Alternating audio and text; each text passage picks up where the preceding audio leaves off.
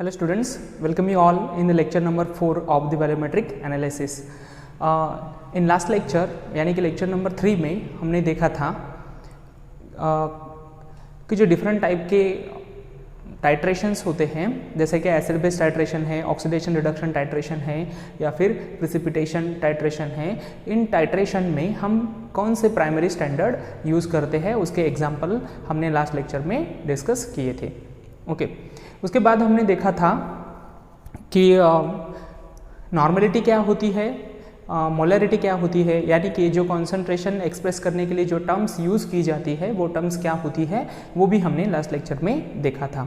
जो नॉर्मलिटी हमें निकालनी होती है उस नॉर्मलिटी के लिए हमें इक्विवेलेंट वेट की ज़रूरत होती है। तो इक्विवेलेंट वेट किस तरह से निकालते हैं, मान लो कि आपको बोला है कि किसी एसिड के लिए आपको इक्विवेलेंट वेट निकालना है या फिर किसी बेस के लिए निकालना है या फिर किसी सॉल्ट के लिए, देखते हैं कि इक्विवेलेंट वेट कैसे कैलकुलेट करते हैं। देखो, इक्विवेलेंट वेट का जो कैलकुलेशन होता है वो डिपेंड्स करता है कि किस टाइप की रिएक्शंस हैं। It depends upon the type of the reactions. सबसे पहले हम कुछ एग्जांपल लेंगे एसिड के लिए, बेस के लिए, देन सॉल्ट के लिए। ऑक्सीडेशन जैसे कि रिडॉक्स टाइट्रेशन है, तो रिडॉक्स टाइट्रेशन में अगर ऑक्सीडेंट है या फिर रिडक्टेंट है तो उनका इक्विवेलेंट वेट किस तरह से निकालते हैं वो सब हम इस लेक्चर में देखने वाले हैं। तो चलिए स्टार्ट करते हैं calculation of equivalent weight. Calculation of equivalent weight. देखो, अगर हमें किसी सॉल्यूशन की नॉर्मलिटी निकालनी है या फिर किसी सॉल्यूशन को नॉर्मल में प्रिपेयर करना है तो हमें उसके लिए इक्विवेलेंट वेट लगेगा। तो इसीलिए हमें इक्विवेलेंट वेट का कैलकुलेशन आना चाहिए। तो सबसे पहले हम देखते हैं कि equivalent weight of acid, equivalent weight of acid के लिए सबसे पहले निकालते हैं।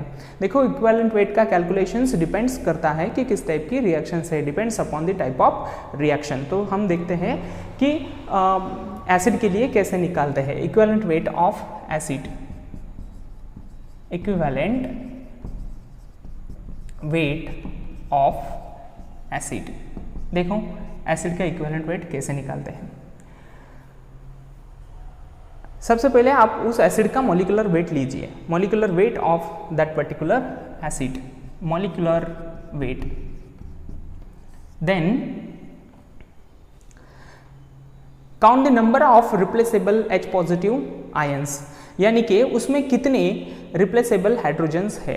अब रिप्लेसेबल हाइड्रोजन्स का मीनिंग क्या होता है कि उस एसिड की बेसिसिटी कितनी है, एसिड्स की बेसिसिटी कितनी है। आपको पता है बेसिसिटी क्या होती है, number of replaceable H positive ions. जितने भी H पॉजिटिव आयंस रिप्लेसेबल होते हैं उन्हें हम कहते हैं कि उतनी उस एसिड की बेसिसिटी है। तो हमें क्या करना है कि मॉलिक्यूलर वेट लेना है और उसको डिवाइड करना है number of replaceable H positive ions से, यानी कि बेसिसिटी से उस एसिड की, upon number of replaceable H positive ions, H positive ions यानी कि बेसिसिटी है। मान लो कि आपको एसिड दिया है, फॉर एग्जांपल HCl है, HCl है, हाइड्रोक्लोरिक एसिड HCl है, फॉर एग्जांपल HCl है, और we have to calculate the equivalent weight of hydrochloric acid. Then first take the molecular weight of the HCl and then divide it by its basicity। जैसा कि आपको पता है कि जो HCl है ये HCl मोनोबेसिक एसिड है, यानी कि इसमें एक ही H पॉजिटिव आयन है, एक ही हाइड्रोजन्स है जिसे हम ये रिप्लेस करता है, यानी कि number of replaceable hydrogens ions जो है एक ही है इसमें। तो सबसे पहले हमें इसका मॉलिक्यूलर वेट लेना पड़ेगा और उसको 1 से डिवाइड करना पड़ेगा। अब ऑब्वियसली 1 से डिवाइड करने से कोई फर्क नहीं पड़ेगा, यानी कि जितना इसका मॉलिक्यूलर वेट होगा उतना ही इसका इक्विवेलेंट वेट भी आएगा। तो देखते हैं HCl के केसेस में कैसे होता है कि ये देखो HCl है। अब HCl में सबसे पहले आप इसका मॉलिक्यूलर वेट ले लो। आई होप मॉलिक्यूलर वेट आपको आता है, नहीं आता है तो भी आपको क्या लेना है कि एटॉमिक वेट जो होते हैं उनको लेके प्लस कर देना है। देखो, इसमें हाइड्रोजन है और क्लोरीन है। हाइड्रोजन का जो एटॉमिक वेट होता है वो होता है 1 और क्लोरीन का होता है 35.5 एटॉमिक वेट है ये। तो ये हो गए 36.5, यानी कि HCl का मॉलिक्यूलर वेट कितना है, मॉलिक्यूलर वेट ऑफ HCl कितना है 36.5 है। तो 36.5 हो गया। तो यहाँ पर हम लिखेंगे कि देखो मैं यहाँ पे लिखता हूँ E ऑफ HCl यानी कि equivalent weight of HCl molecular weight कितना है इसका 36.5 upon number of replaceable H positive ions. Hydrogen में HCl में एक ही हाइड्रोजन है जो कि जिसे हम रिप्लेस कर सकते हैं, यानी कि HCl की बेसिसिटी 1 है, तो इसको डिवाइड कर दिए 1 से, ये बन जाएगा 36.5, यानी कि ये इसका इक्विवेलेंट वेट है। तो इस तरह से निकालते हैं। अब देखो ये बहुत आसान है, आपको सिर्फ बेसिसिटी पता होनी चाहिए। अब हाइड्रोजन जो है इसमें एक ही दिखता है, एक ही है, तो इसमें इसकी बेसिसिटी 1 है HCl में। In case of the H2SO4, मान लो कि आपको H2SO4 का निकालना है, H2SO4 सल्फ्यूरिक एसिड का इक्विवेलेंट वेट निकालना है। तो equivalent weight of H2SO4 E of H2SO4 निकालना है। तो सबसे पहले आप इनका मॉलिक्यूलर वेट निकाल लीजिए। चलिए निकालते हैं इसका मॉलिक्यूलर वेट। देखो H2SO4 के केसेस में हाइड्रोजन कितने हैं, 2 है। तो जितना भी हाइड्रोजन का एटॉमिक वेट होगा उसको हम 2 से मल्टीप्लाई करेंगे, क्योंकि हाइड्रोजन यहाँ पर 2 बार है। तो देखो 1 × 2 ये हो गया 2 1 इसका एटॉमिक वेट है और ये 2 बार प्रेजेंट है, सो 1 × 2 हो गया। उसके कितना आएगा, सल्फर का जो एटॉमिक वेट होता है वो होता है 32 × 1, क्योंकि सल्फर एक ही बार है, तो ये हो गया 32। और उसके बाद ले लो ऑक्सीजन का एटॉमिक वेट होता है 16 × ये 4 टाइम्स प्रेजेंट है, सो 4 इट बिकम्स 64। सो ये बन गया टोटल 8 and 98।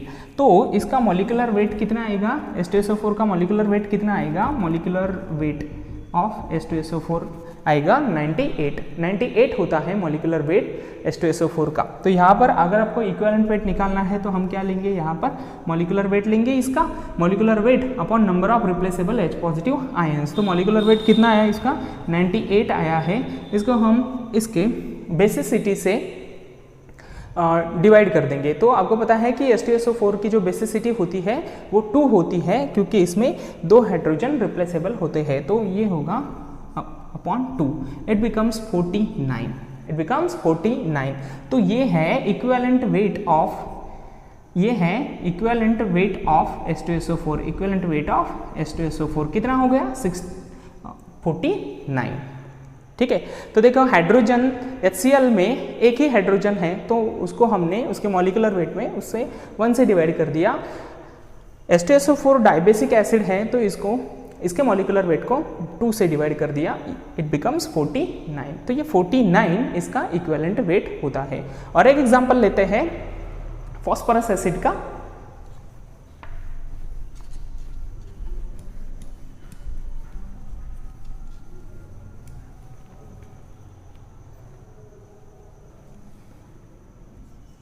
S3PO3 ये है फॉस्फोरस एसिड, अब देखो फॉस्फोरस एसिड का सबसे पहले मॉलिक्यूलर वेट निकालते हैं। तो फॉस्फोरस एसिड का मॉलिक्यूलर वेट कितना आता है, हाइड्रोजन, फॉस्फोरस, ऑक्सीजन। हाइड्रोजन कितने हैं 3 है, एटॉमिक वेट कितना होता है 1 × 3, ये हो गया 3।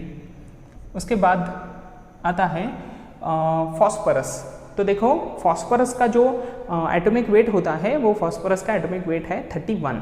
कितना है 31 है। तो 31 × ये एक ही बार है 131। देन ऑक्सीजन, अभी ऑक्सीजन का लिया था हमने, कितना है 16। तो 16 × ये 3 टाइम्स है तो 3, तो ये हो गया 48। नाउ देखो ये कितना होता है 2 1 82, ये होता है 82। अब ये 82 हो गया तो ये इसका मॉलिक्यूलर वेट है। Molecular weight of phosphorous acid is 82। हमें इक्विवेलेंट वेट निकालना है। Equivalent weight of phosphorous acid is 82 upon अब इसके बेसिसिटी से हमें इसको डिवाइड करना होता है। इसकी बेसिसिटी 2 आती है, तो इसको हम 2 से डिवाइड करेंगे, इट बिकम्स 41। तो ये फॉस्फोरस एसिड का इक्विवेलेंट वेट होता है 41। तो देखो हमने 3 एग्जांपल्स लिए हैं एसिड के कि किस तरह से निकालते हैं। तो आपको एसिड के लिए इक्विवेलेंट वेट किस तरह से निकालते हैं वो समझ में आया होगा। क्या करना है, आपको उस एसिड का मॉलिक्यूलर वेट लेना है और उसको उसके बेसिसिटी से डिवाइड कर देना है। अब सिर्फ आपको बेसिसिटी क्या होती है वो पता होनी चाहिए या फिर निकालनी आनी चाहिए कि क्या होती है। तो बेसिसिटी होती है number of replaceable H positive ions, उसमें कितने H पॉजिटिव आयंस रिप्लेसेबल है वो होती है उसकी बेसिसिटी। ठीक है, आगे देखते हैं बेस के लिए।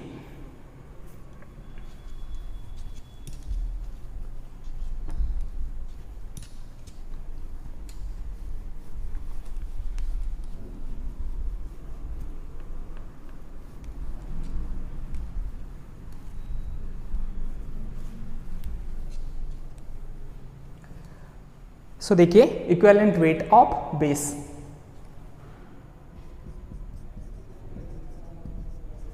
इक्विवेलेंट वेट ऑफ बेस, किसी भी बेस का जब हमें इक्विवेलेंट वेट्स चाहिए होता है तो सिमिलर जैसा हमने एसिड के लिए किया था बस उसी तरह से कैलकुलेशंस होते हैं। आपको क्या करना है, सबसे पहले उस बेस का मॉलिक्यूलर वेट लेना है, molecular weight of that particular base upon number of replaceable OH negative ions, upon number of replaceable OH negative ions. अब उसमें कितने OH नेगेटिव आयंस है वो होते हैं उसकी एसिडिटी, वो होती है उस बेस की एसिडिटी। यानी कि जिस तरह से हमने एसिड में बेसिसिटी ली थी, बेस में हमें एसिडिटी लेनी होती है। तो कितने उसमें OH नेगेटिव आयंस रिप्लेसेबल है वो हमें यहाँ पर लेने होते हैं, number of replaceable OH negative ions. तो देखो कुछ एग्जांपल हम लेते हैं, जैसे कि एग्जांपल ऑफ सोडियम हाइड्रोक्साइड। मान लो कि आपको सोडियम हाइड्रोक्साइड का इक्विवेलेंट वेट निकालना है। अब सोडियम हाइड्रोक्साइड का सबसे पहले हम मॉलिक्यूलर वेट कैलकुलेट करते हैं। कितना आएगा molecular weight of NaOH, molecular weight कितना आएगा NaOH का। देखो इसमें क्या है, Na है, ऑक्सीजन है और हाइड्रोजन है। तो देखते हैं सोडियम का एटॉमिक वेट होता है 23। कितना होता है 23। अभी हमने ऑक्सीजन के लिए लिया था, ऑक्सीजन का 16 है 16 और हाइड्रोजन का 1 है तो 1, सो इट बिकम्स 701 देन 40, ये हो गया 40।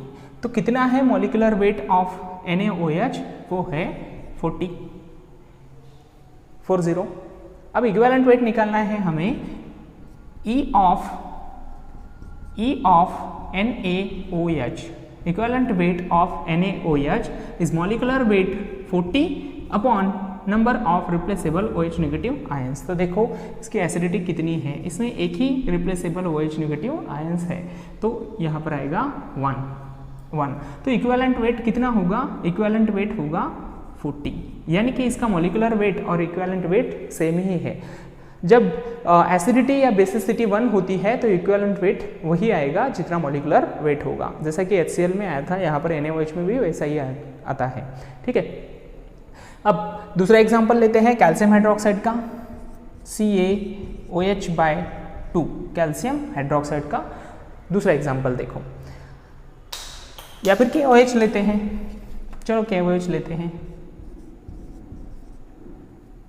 KOH ये भी बेस है। इसका मॉलिक्यूलर वेट आपको निकालना है, मॉलिक्यूलर वेट ऑफ KOH। देखते हैं कितना आता है। देखो इसमें पोटेशियम है, ऑक्सीजन है और हाइड्रोजन है।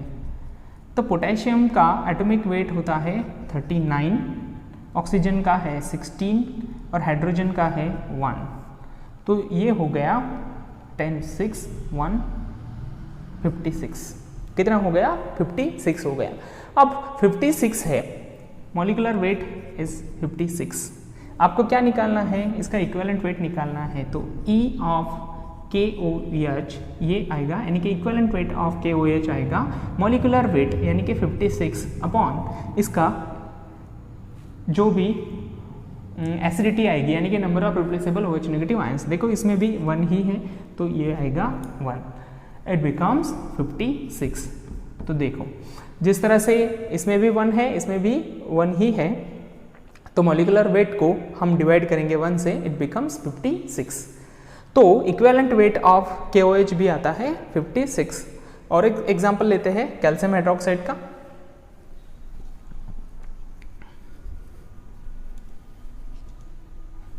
अब कैल्शियम हाइड्रोक्साइड जो है CaOH/2 कैल्शियम हाइड्रोक्साइड।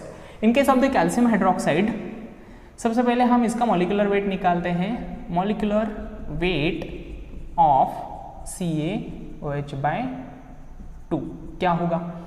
कितने कैल्शियम है? एक ही बार है। ऑक्सीजन कितने हैं? 2 है, और हाइड्रोजन भी 2 है। तो चलिए देखते हैं कितना आता है। कैल्शियम का एटॉमिक वेट होता है 40। ऑक्सीजन का अभी हमने निकाला था, कितना होता है? 16 इंटू 2 यानी कि ये हो गया 32। ये 2 बार है ना ऑक्सीजन यहाँ पर, तो एक ऑक्सीजन का 16, तो 2 है तो 16 इंटू 2 32 हो गया। और हाइड्रोजन भी 2 बार है तो ये हो गया 2। अब देखो कितना आएगा, this become 4 and this one 7, 74। ये आता है 74। Molecular weight of calcium hydroxide is 74।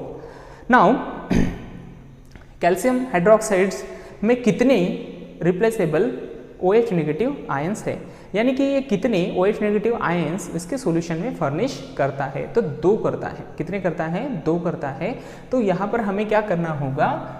E of CaOH/2 equivalent weight of calcium hydroxide, equivalent weight of calcium hydroxides is molecular weight is 74 upon number of replaceable OH negative ions। तो इसमें 2 है upon 2, तो ये हो गया 37। तो देखो equivalent weight आएगा कैल्शियम हाइड्रोक्साइड का 37। तो इस तरह से आप एसिड और बेस के केस में इक्विवेलेंट वेट निकाल सकते हैं। Simply in case of the acid, molecular weight upon basicity of that acid, in case of the base molecular weight upon acidity of that base। इस तरह से हम निकालेंगे। अब देखो कि यहाँ पर कितने OH होंगे जो कि वो पर्टिकुलर बेस सॉल्यूशन में फर्निश करता है, या फिर कितने H पॉजिटिव आयंस है एसिड के केस में कि वो सॉल्यूशन में फर्निश करता है, वो हमें पता होने चाहिए। यानी कि किसी भी एसिड या बेस की हमें बेसिसिटी एसिडिटी जो होती है वो पता होनी चाहिए। In case of the acid basicity, in case of the base acidity पता होनी चाहिए। आगे देखते हैं कि अगर कोई सॉल्ट है तो सॉल्ट के लिए इक्विवेलेंट वेट कैसे निकालते हैं।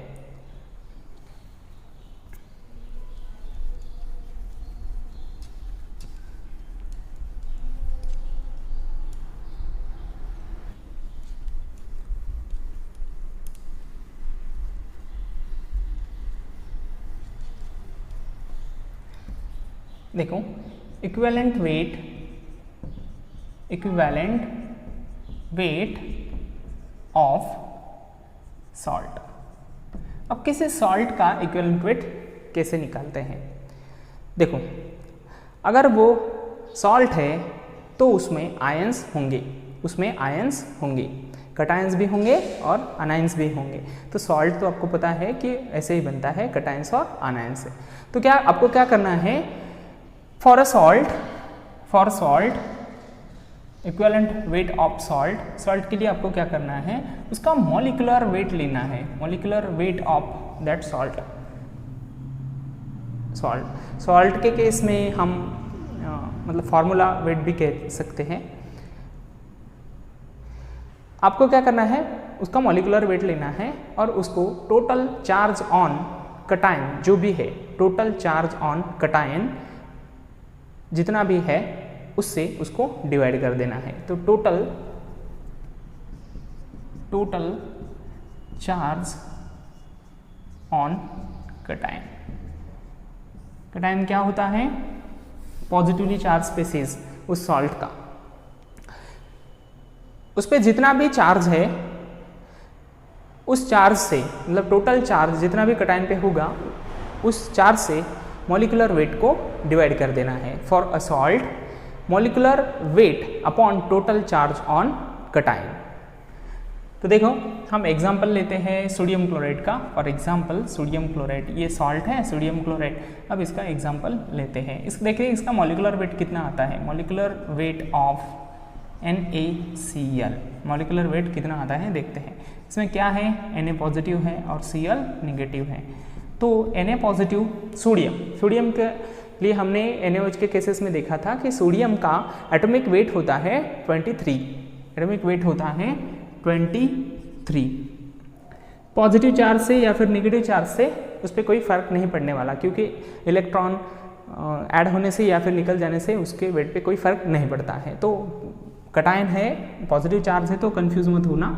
Na सोडियम के लिए कितना है 23, तो सोडियम के लिए 23 और Na पॉजिटिव 23 हो गया। Cl नेगेटिव ये होता है 35.5। ओके,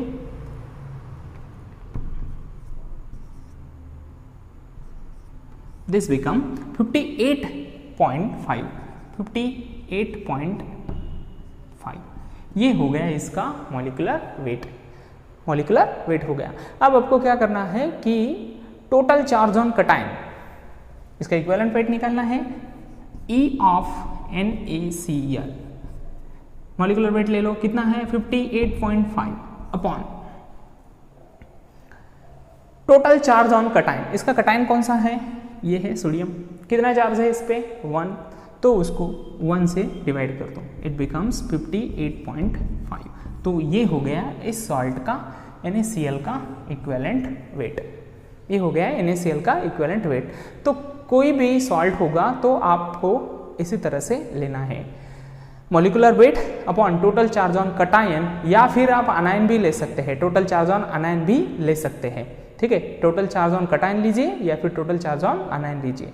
सिंपली आप AV की फार्मूला याद रखिए कि आपको टोटल चार्ज ऑन कटायन लेना है, तो टोटल चार्ज ऑन कटायन आप ले लीजिए। मॉलिक्यूलर वेट को टोटल चार्ज ऑन कटायन से डिवाइड कर दीजिए, आपको उस पर्टिकुलर सॉल्ट का इक्विवेलेंट वेट मिल जाएगा। ठीक है, तो इस तरह से एसिड हो गया, बेस हो गया, सॉल्ट हो गया। अब देखते हैं कि अगर मान लो कि कोई रिडॉक्स टाइट्रेशन है, तो उस रिडॉक्स टाइट्रेशन में ऑक्सीडेशन भी होगा और रिडक्शन भी होगा। तो ऑक्सीडेशन रिडक्शन टाइट्रेशन अगर हो रहा है तो उसमें जो ऑक्सीडाइजिंग या फिर रिड्यूसिंग एजेंट है, कोई ऑक्सीडाइजिंग एजेंट होगा, कोई रिड्यूसिंग एजेंट होगा, तो ऑक्सीडाइजिंग एजेंट जो भी होगा या फिर रिड्यूसिंग एजेंट जो भी होगा उसका इक्विवेलेंट वेट किस तरह से निकालते हैं वो हम देखते हैं।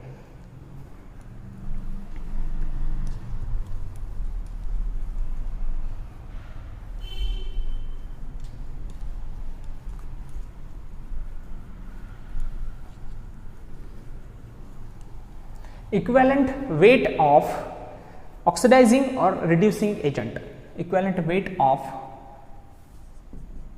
ऑक्सीडाइजिंग और रिड्यूसिंग एजेंट,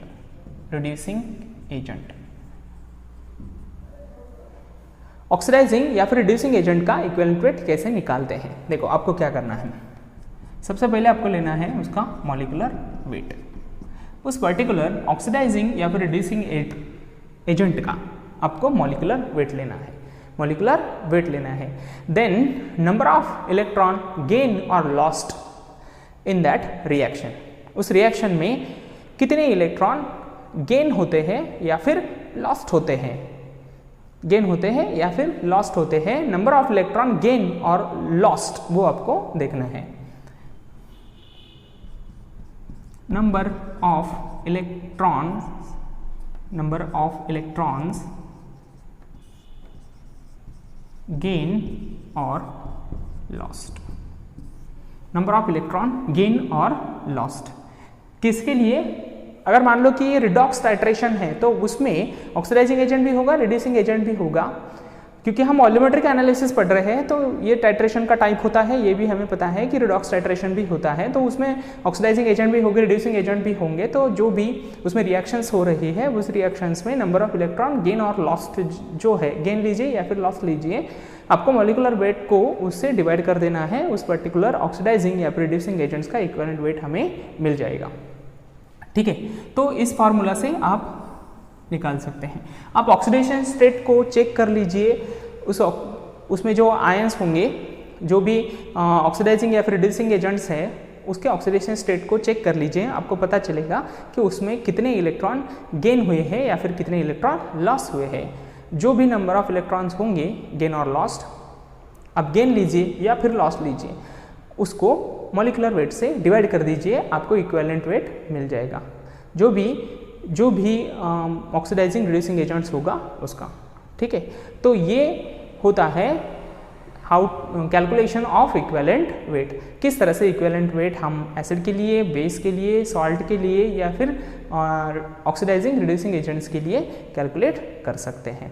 ओके, अब इसके बाद नेक्स्ट लेक्चर में हम देखेंगे कि किस तरह से जो अदर टर्म्स होती है कॉन्सेंट्रेशन एक्सप्रेस करने की, यानी कि मोलैलिटी, उसके बाद मोल फ्रैक्शन और परसेंट कंपोजिशन में कॉन्सेंट्रेशन को किस तरह से एक्सप्रेस करते हैं, यानी कि इनके डेफिनेशंस हम देखेंगे नेक्स्ट लेक्चर में। ठीक है, thanks for watching, thank you.